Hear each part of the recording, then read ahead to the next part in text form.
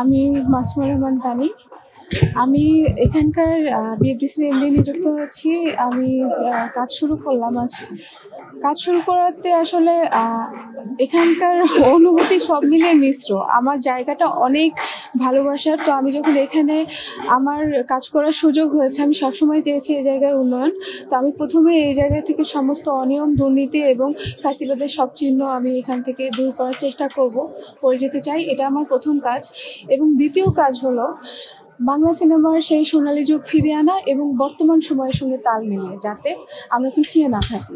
এটা নিয়ে আমি আসলে কিছু বলতেই চাই না, সময়ের সাথে সাথে সব উত্তর দিয়ে দেবে। তবে ওই তো বললাম, আমার স্বপ্ন হচ্ছে এখান থেকে অন্যায় এবং ফ্যাসিবাদের যত দুর্নীতির অনিয়ম যেগুলো আছে এগুলো দূর করে আমাদের চলচ্চিত্রের সোনালী সময়টা বর্তমান যুগের সাথে তাল মিলিয়ে নিয়ে এসে আমাদের জায়গাটা একটা সম্মানের জায়গায় নিয়ে যেতে। বিএফডিসিকে যেন একজন নির্মাতা সব রকম নির্মাতা, সে প্রযোজক, পরিচালক, যাই হোক, সব রকম সহায়তা পায় বিএফডিসি থেকে, এবং বিএফডিসিও যেন তাদেরকে পায় তাদের মানে সেবাটা দেওয়ার জন্য। আসলে তাদের জন্য করা, ভাড়া কমানো বা উন্নয়ন করা, এটা তো শুধু তাদের জন্য করা না, এটা আমাদের নিজেদের জন্যও কমা। আর এখানে ভাড়া অলরেডি কমানো হয়েছে। আমি বরং এখন আমাদের নির্মাতাদের, বাইরে যারা আছেন তাদেরকে বলবো যে আপনারা এফডিসিতে আসেন, এফডিসির সেবাটা নেন।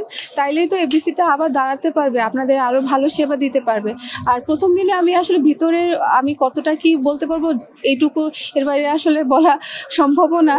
কিন্তু আমি চেষ্টা করব, আমার স্বপ্ন, আমার ইচ্ছা, আমার পরিশ্রম এবং আমাদের সবাই মিলে আমরা যেন আমাদের এফডিসিকে সবার জন্য চলচ্চিত্র বান্ধব যেই সেবা আমাদের দেওয়ার কথা সেটা যেন দিতে পারি, এবং আপনারাও যেন এফডিসি মুখী হন। এফডিসি বলতেই যে মানে একটু ছোট করা, একটু অবহেলার যে জায়গাটা ছিল, এটা যেন না হয়। আর এক্ষেত্রে আমি আপনাদের সবাইকে পাশে চাই, যেন আমরা আমাদের এফডিসিকে পুরনো স্বর্ণযুগে নিয়ে যেতে পারি, এই যুগের সাথে তাল মিলিয়ে তাদের সেই গৌরবটা আনতে পারি, স্বর্ণযুগের গৌরবটা আনতে পারি এই যুগে।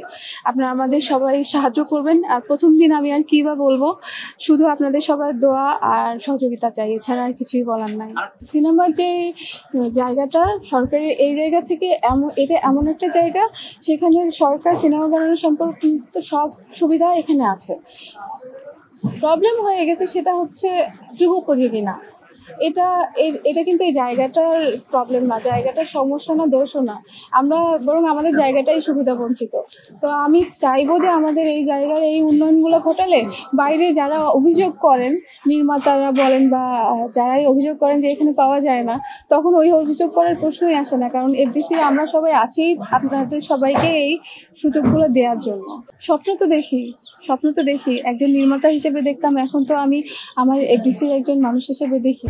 আমি অবশ্যই চাইবো আমার এখানটাতে সবকিছু পাওয়া যাবে, যেটা পৃথিবীর অন্যান্য সব ফিল্ম ইন্ডাস্ট্রিতে, অন্যান্য সব জায়গায় পাওয়া যাচ্ছে। সেটার জন্য প্ল্যান আসলে ওইভাবে অফিসিয়াল প্ল্যানের সুযোগ তো আমি মাত্র পেলাম।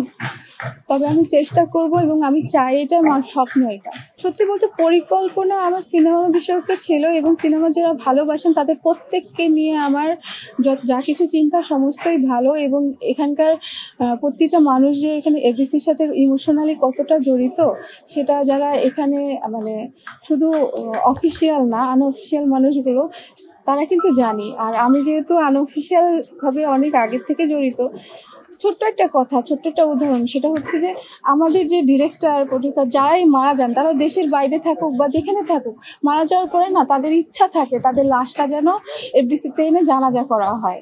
তো এই মানুষগুলোর যদি এখানে অধিকার না থাকে, তাহলে আসলে আমি এটা বলার কে? আমি তো, এটা কি কেউ বলতে পারবে?